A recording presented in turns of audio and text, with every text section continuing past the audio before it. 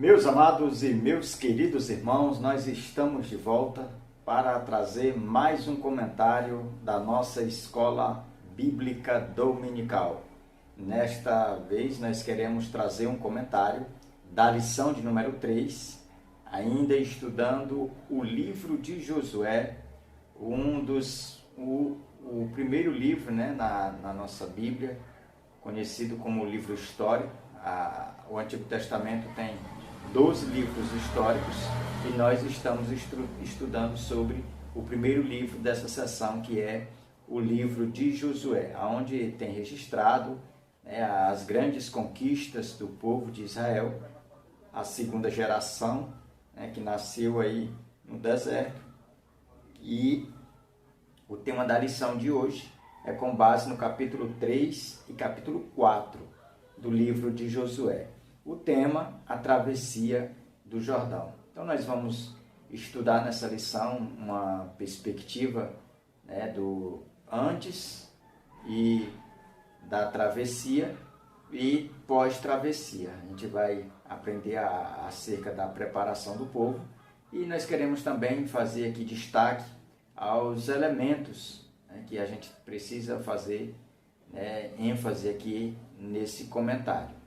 E nesses dois capítulos, no capítulo 3 e capítulo 4 do livro de Josué, na nossa lição, a lição de número 3, nós vamos aprender um pouco, alguns detalhes acerca da liderança de Josué, acerca também da travessia do Jordão, que foi o primeiro grande desafio de Josué. Vamos também aprender um pouco sobre o memorial e, claro, também sobre o objetivo, o que Deus estava preparando para mostrar tanto ao seu povo, aos hebreus ali, ou quase 3 milhões de pessoas, como também as nações que habitavam ali aonde o Israel ia conquistar, na terra dos cananeus. Então, para a gente iniciar aqui esse tema, nós precisamos ainda trazer algumas informações acerca da vida de Josué. Quem era Josué? Josué foi o sucessor de Moisés, que foi colocado à frente aí na liderança do povo hebreu aos 90 anos, e ainda nesse livro a gente entende que Josué morreu aos 110 anos. Então ele foi um dos únicos, porque só teve 2, que saiu do Egito, que saiu e estava vivo. Então a gente percebe que Josué, ele não foi um dos que nasceu nesse caminho, ali no deserto, os 40 anos que o povo permaneceu no deserto. Ele veio do Egito. Ele e Caleb foram os 2 que estavam ali no deserto, passaram 40 anos e agora ia tomar posse da terra. Meus amados, o nosso textuário diz: então, com essas informações, porém os sacerdotes que levavam a arca da aliança do Senhor pararam firmes no meio do Jordão, e todo Israel passou a pé enxuto, atravessando o Jordão. Josué 3 e 17. Então, o nosso textuário, meus amados, traz para nós informações de que os sacerdotes que estavam à frente do povo, a ordem do Senhor é que eles entrassem ali no Jordão, conduzindo a arca. E a arca da aliança era uma caixa feita de madeira, coberta com ouro por dentro e por fora, e tinha na sua tampa a imagem de 2 anjos, e essa caixa de madeira, que é conhecida como Arca da Aliança, simbolizava a presença de Deus. Então os sacerdotes, eles entram, a água vai se abrindo como que se fosse cortada de cima para baixo, cria-se um caminho, os sacerdotes entram, quando chega no meio do trajeto, no meio da travessia do Rio Jordão, eles ali ficam parados até passar a última pessoa. E foi exatamente nesse lugar aonde Josué erigiu o primeiro memorial. Ele colocou 12 pedras ali grandes, simbolizando ali o livramento que Deus tinha dado ao povo hebreu. Então nós precisamos entender que esse memorial colocado ali no meio do rio não é o mesmo que foi colocado em Gigal, né? Depois que eles atravessaram o rio, armaram o acampamento, lá eles fizeram um outro memorial, que esse memorial ele é distinto desse que Josué fez aqui, aonde a arca esperou até o último hebreu passar. Então, munidos dessas informações, vamos à nossa verdade prática que diz: os milagres que vivemos exaltam a Deus e devem ser contados aos nossos filhos.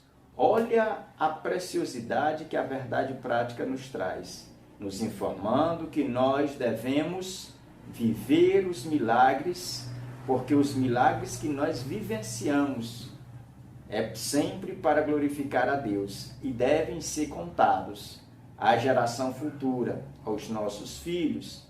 Então, os nossos filhos têm que ser provas vivas de que Deus ainda faz milagre, de que Deus fez milagre na nossa vida. É interessante que quando nós estamos diante de um tema como este, nós precisamos voltar um pouquinho na história do povo hebreu e entender que esse mesmo milagre, Moisés estava à frente da nação, ainda lá no Egito. Quando o povo sai do êxodo, sai do Egito, nós percebemos ali que quando eles saem do Egito, o grande mar vermelho se abre. Aquela geração que saiu do Egito ficou maravilhada, ficou atônita e glorificaram a Deus e atravessaram o grande mar vermelho. Aqui no Rio Jordão, quem está atravessando não é mais aquela geração, mas nós precisamos fazer destaque. São os filhos daqueles que saíram do Egito. É uma nova geração vivendo um milagre diferente da travessia do Jordão. O Jordão é um rio que é muito conhecido, biblicamente, principalmente no Antigo Testamento. Foi o palco de grandes milagres, como a cura de Naamã e tantas outras passagens onde esse rio ele é tido como referência. Então era um rio que ele tinha como extensão quase 1.000 quilômetros, né? Então a gente percebe que de profundidade o lugar mais fundo era 30 metros, o lugar mais raso 5 metros. E na largura o lugar mais extenso era 30 metros. Tinha lugares que era mais estreito, mas aqui aonde o povo vai atravessar pé enxuto era o lugar mais difícil de travessia. Isso a gente vai aprender aqui no primeiro ponto. Mas antes eu quero apresentar, como a gente sempre faz aqui nas nossas aulas, os objetivos, trabalhar em cima dos objetivos. O primeiro é entender que antes dos milagres vem a preparação. Não acontece milagre sem preparação. Segundo, crer que Deus opera maravilhas. E terceiro, inspira-nos a deixar um legado aos nossos filhos. Esses são os 3 objetivos que nós precisamos trabalhar na nossa classe, na nossa sala de aula. A nossa introdução, ela nos diz: nós brasileiros conhecemos bem sobre rios, especialmente na região amazônica.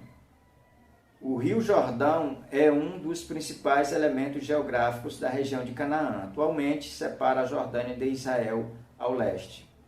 Em linha reta, o Rio Jordão se estende por 100 quilômetros. Tem profundidade entre 5 a 30 metros. Sua largura máxima é de 30 metros. E nestes capítulos veremos a travessia acontecer pelo poder de Deus. A travessia aconteceu pouco acima no Mar Morto.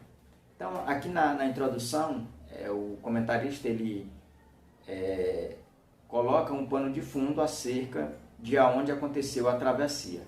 E eu quero só retratar uma palavra que me equivoquei agora atrás, falando acerca da extensão, desse rio, pois eu acabei aqui fazendo uma confusão, porque o Rio Jordão ele só é 100 quilômetros, a sua extensão. Eu estava confundindo com o maior rio, da maior bacia geográfica do mundo, que é o Rio Amazonas.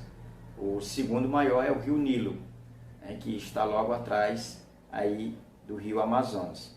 Então, partindo aqui para o primeiro ponto, nós vamos falar, o primeiro ponto diz, antes da travessia. O primeiro tópico, a Arca da Aliança. Nesse primeiro tópico aqui, nós vamos ver que a Arca da Aliança, como uma representação de Deus vivo, ou da presença de Deus, de uma forma simbólica no meio do seu povo, ela vai estar, né, na travessia, e ela vai dar o passo inicial para esse grande milagre, para esta grande obra maravilhosa. Quando Josué ele chega diante do povo e diz para que o povo se santifique, porque amanhã o Senhor fará maravilha no meio de vós. Então, essa grande maravilha, ela partiu em primeiro ponto com a Arca da Aliança, com a presença de Deus, porque os sacerdotes foram na frente, quando eles chegaram às margens do rio, que estava transbordando, né, ali eles colocaram a planta do pé. A história diz que é como se alguém tivesse cortado a água de cima para baixo. Então, as águas que vinham de cima, elas ficaram retidas. As que estavam descendo, que ao ser cortada, elas não voltaram. Ou seja, ficou um caminho aberto no meio quando os sacerdotes pisaram. Os sacerdotes que estavam levando a arca colocaram a planta do pé ali, fez-se caminho no meio do rio Jordão. Então a gente percebe que a Arca da Aliança, ela é um símbolo da presença de Deus. E a presença de Deus, ela era a garantia dessa missão, dessa travessia. A travessia, ela só foi possível por causa da presença de Deus. Então nós precisamos entender que o povo, quando eles saíram do último acampamento, ou da última parada que eles estavam, que era em Sitim, e se dirigiram às margens do Jordão, ali eles passaram 3 dias. Nesses 3 dias que eles permaneceram lá, eles fizeram uma análise completa. Eles perceberam que o rio estava numa enchente, e as enchentes lá devastavam toda a sua margem, porque subia 12 metros acima, né, do nível normal. Então, é como se eles estivessem em profundidade a uns 42 metros de fundura. Então, a gente percebe que esse povo que estava acampado ali há 3 dias, eles chegaram a uma conclusão, de que a nado não dava para atravessar, de que não tinha uma barca para atravessar 3 milhões de pessoas, que não tinha como atravessar a nado, porque tinha criança, tinha pessoas que não tinham possibilidade física para atravessar, tinha os animais, tinha bagagem, então não tinha como. E aí eles chegam à conclusão de que só um milagre resolveria isso. E é interessante que o milagre acontece, o milagre que Deus provê.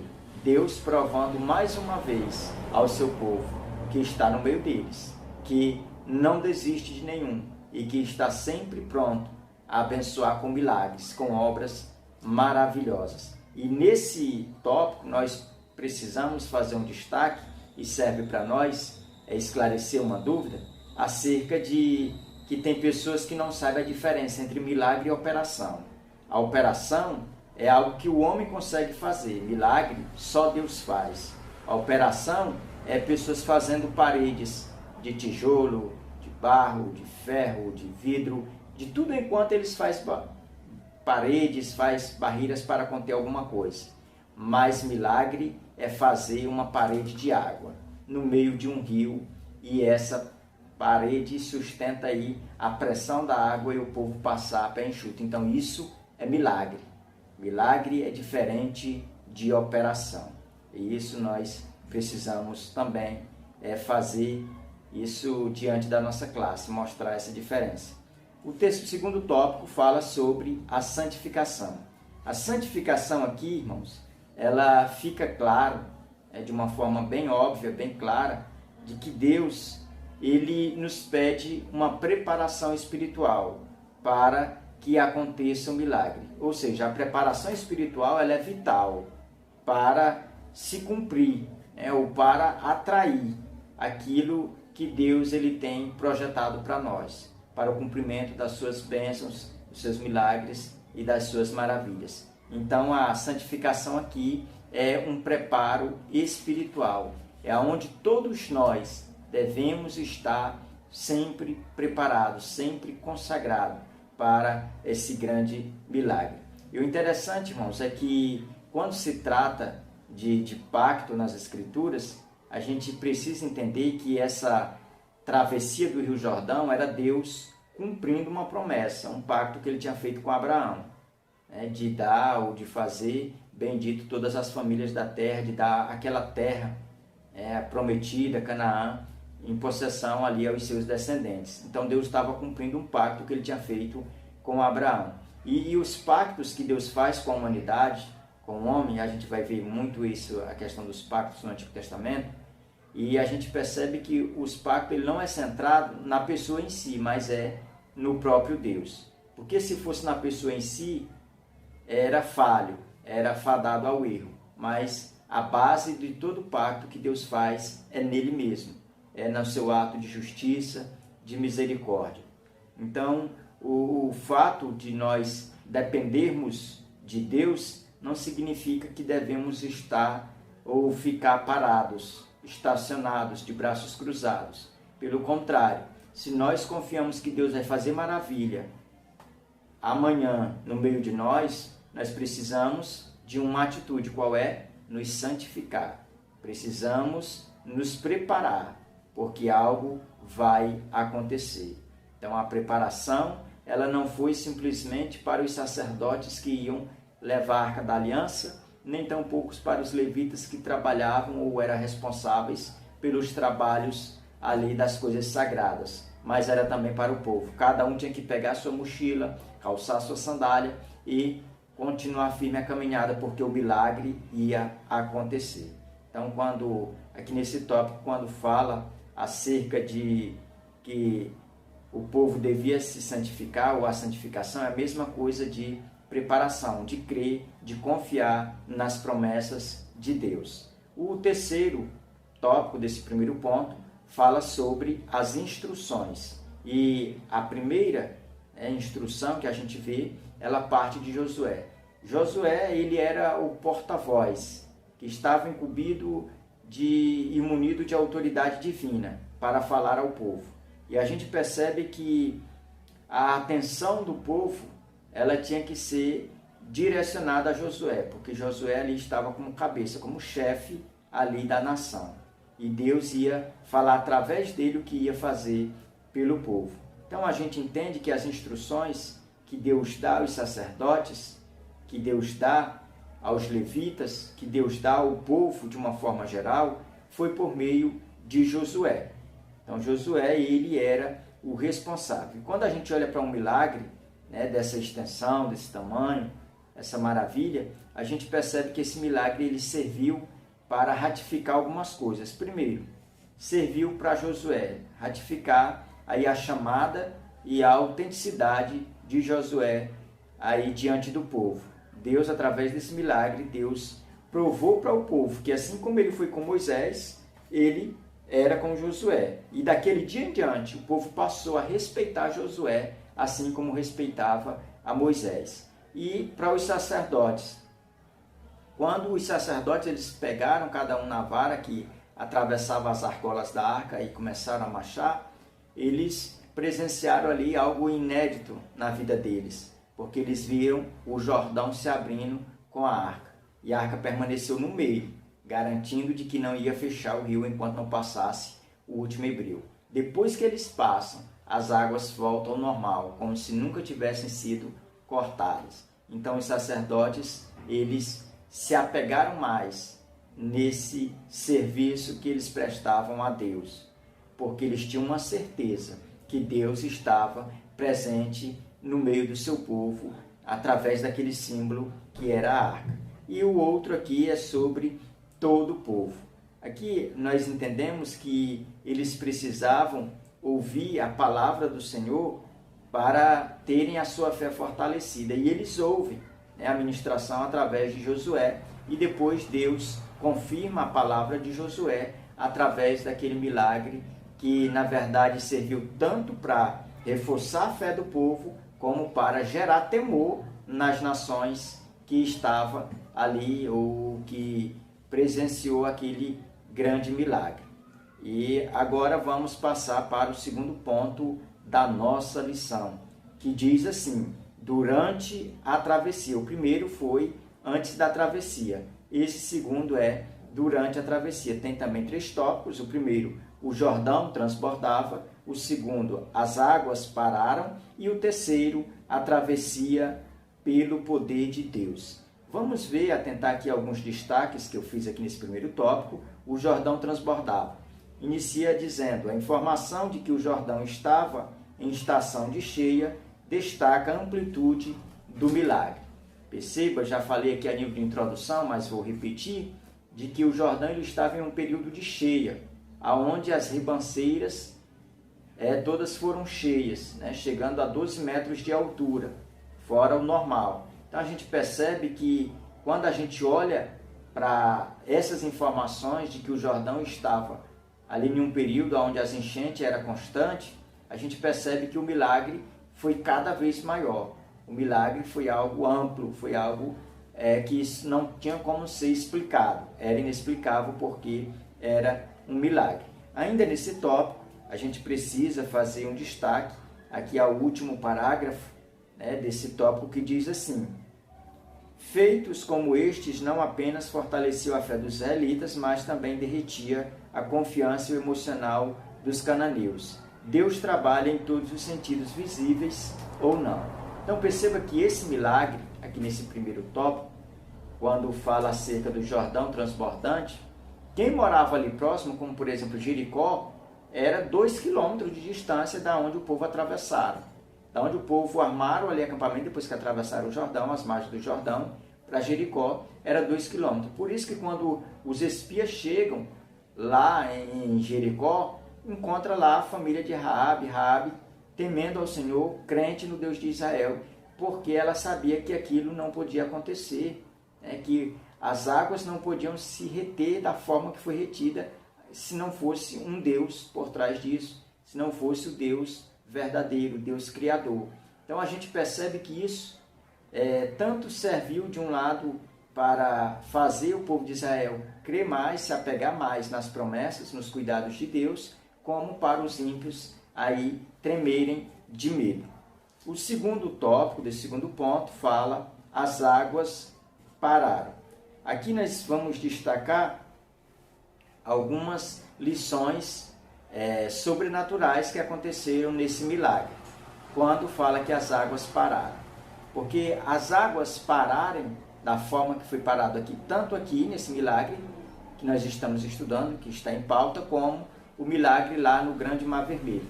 A gente precisa entender que isso não é algo natural, não é algo que a pessoa vê todo dia. Então, a gente precisa fazer destaque aqui, e eu convido aos professores a apresentar isso de uma forma bem ampla na classe. O comentarista ele apresenta pelo menos 6 aqui. A primeira, ele diz: ocorreu tudo como foi predito pelo Senhor. Primeiro foi um cumprimento que o Senhor já tinha falado a Josué. Segunda, as águas pararam na hora certa. Por mais que tenham incrédulos que queiram dizer que não foi um milagre, que foi uma operação, mas nós cremos verdadeiramente, piamente, que foi um milagre, porque elas se abriram na hora certa, na hora que os sacerdotes colocaram a planta do pé. Terceiro, aconteceu durante a cheia. Se fosse durante a seca, no verão, para nós aqui, não era de se estranhar, mas isso foi no inverno, foi no dia que estavam cheios, no dia que estavam as margens transbordando. Então, a terceira lição sobrenatural. A quarta, as paredes de águas ficaram imóveis por várias horas. Alguns acreditam que foi até um dia inteiro, porque não era pouca coisa, ou poucas pessoas que ali ia passar bagagem, os animais, e cerca de 3 milhões de pessoas. Então ia demorar um pouquinho, por mais que o percurso fosse curto, fosse só 30 metros, mas nós estamos falando de cerca de 3 milhões de pessoas, animais ainda e a grande bagagem. E a lição aqui de número 4, de número 5, o leito do rio ficou seco e Israel atravessou a pé enxuto. O leito do rio ficou seco. E o milagre, a evidência maior, é de que o povo atravessaram a pé enxuto. E a lição de número 6, as águas voltaram a fluir imediatamente após a conclusão da travessia. Então perceba que esse milagre, ele na verdade algo extraordinário, que quando o povo, os sacerdotes com a arca, coloca a última passada fora, ali as águas se fecham, voltam ao normal. Então milagre é algo realizado por Deus, é algo inexplicável. E o terceiro tópico desse segundo ponto, a travessia pelo poder de Deus. E eu fiz destaque aqui a um parágrafo que diz assim: vemos um Deus protetor, pois a arca abriu caminho e parou no meio do rio durante o milagre, até que a primeira mulher, até o último homem de Israel passasse para o outro lado a pé enxuto. Então perceba que o que faz os rios partirem, o rio partir ali, não foi a mão humana, mas foi o poder de Deus. Quando os sacerdotes colocam a planta do pé, vai criando um caminho e o povo vai passando a pé enxuto. Isso é a manifestação do poder de Deus em prol do seu povo, providenciando ao seu povo que eles vivessem agora na terra prometida. E Deus estava aí através desse grande milagre, demonstrando o seu poder e demonstrando a todos que ali era o cumprimento de uma promessa feita aos antepassados daquele povo que estava tomando posse dessa terra, da terra prometida. Então, o ponto de número 3 fala após a travessia. Primeiro ponto nós falamos antes da travessia, segundo, no momento da travessia, e o terceiro, pós a travessia. E aqui o primeiro tópico fala memorial no meio do Jordão. Esse foi o primeiro memorial que foi feito aqui por Josué. Josué pegou 12 pedras e empilhou em cima umas das outras, simbolizando que ali naquele meio a arca parou, até que a última pessoa atravessasse. Então era um memorial que quando as águas, as enchentes baixassem, começasse a aparecer o cume daquelas pedras, simbolizando que foi naquele local que Deus abriu o Jordão para o povo atravessar a pé enxuto. Foi naquele momento, naquele lugar, que foi erigido ali aquele altar de pedras, que ia ficar como memorial, tanto no meio do rio, mostrando ali que ali era um divisor de águas, que ali foi dividido o Jordão para que o povo de Israel adentrasse a promessa, adentrasse a terra prometida. Então, o segundo tópico fala os efeitos da travessia. Primeiro tópico a gente viu o primeiro memorial, agora aqui no segundo a gente vê os efeitos da travessia. Eu também fiz destaque aqui algumas palavras, algumas frases. A primeira que é: estabeleceram, portanto, um memorial em Gigal, para que todos soubessem que a mão do Senhor era com ele. Os milagres que vivemos hoje não devem ser ocultados dos nossos filhos, pelo contrário, eles devem ser contados às mesas de nossas refeições.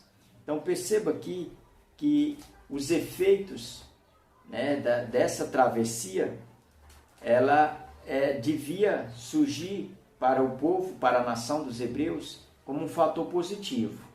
Era instruir, era dar ânimo ao povo, quando olhasse para o memorial, eles percebessem que Deus tinha realizado milagre. Aquela geração que atravessou o Jordão não é a mesma que atravessou o mar, ou seja, mas era uma que vivia à sombra da outra. Ou seja, essa geração que atravessa esse rio Jordão, que comparado com o Mar Vermelho é pequeno, essa geração ela já tinha ouvido de que Deus tinha abrido um grande mar para os seus pais passar. Agora eles estão cumprindo o papel deles, que é anunciar para as gerações futuras de que Deus tinha abrido o Jordão. Então nós, como crentes, como cristãos, nós precisamos nos lembrar que nós somos responsáveis pela geração futura. Nós temos que deixar um legado de cristão autêntico, verdadeiro, para as gerações futuras continuarem firmando-se na fé, continuarem confiando no poder do Evangelho. Aqui o nosso terceiro tópico fala sobre o memorial em Gigal. Então, irmãos, esse último tópico, a gente percebe que esse último foi aqueles aonde Deus manda Josué pegar 12 pedras do meio do Jordão, cada um de uma tribo, e levar e fazer esse memorial. para que o povo, ao olhar para esse memorial, pudesse explicar para gerações futuras, para que quando chegasse um filho e perguntasse: pai, o que significa essa pedra? O que significa esses montes de pedra aí? Aí alguém pudesse dizer: não, filho, aqui foi quando o Senhor abriu o Jordão para que nós tomássemos posse dessa terra. Então, o memorial ele ia servir de uma estaca para aonde foi edificado ali, naquele local, um testemunho, né? Algo que lembrasse, que trouxesse à memória o grande milagre da travessia do Jordão. Então nós também precisamos, nesses últimos dias da igreja aqui na terra, nós precisamos continuar sendo memoriais de Deus nesta terra. Nós precisamos mostrar para a geração futura que Deus faz, que Deus cuida, que Deus é ontem, hoje e será para todo sempre, Senhor, Criador dos céus e da terra.